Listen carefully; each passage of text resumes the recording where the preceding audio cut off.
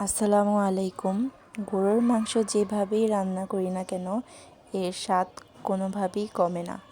যে কোনো মাংসের থেকে গরুর মাংসের স্বাদটাই আলাদা। আমি এখানে 1.5 কেজি পরিমাণের মাংস নিয়েছি। বেশি করে পেঁয়াজ দিয়েছি, আদা রসুন পেস্ট দিয়েছি 4 চা চামচ। এখানে আমি মরিচের গুঁড়া দিয়েছি 3 চা চামচ, আর হলুদ ধনিয়া গুঁড়া দিয়েছি 2 চামচ করে।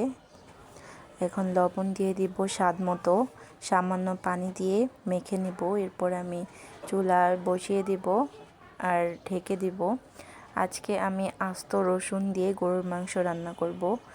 আস্ত রসুন দিয়ে গরুর মাংস খেতে আমার কাছে খুবই ভালো লাগে। আমি রাঁধুনি গরুর মাংসের মশলা দিয়েছি, পুরোটা দিইনি, অর্ধেকটা দিয়েছি। আর এখানে আমি কাঁচা জিরা, লবঙ্গ আর গোলমরিচ বেটে দিয়েছি।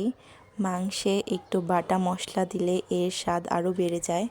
আর এখানে আমি আস্ত গরম মশলাগুলো দিয়ে দিলাম। মাংসটা কষানো হয়ে গেলে আমি পানি দিয়ে দিব।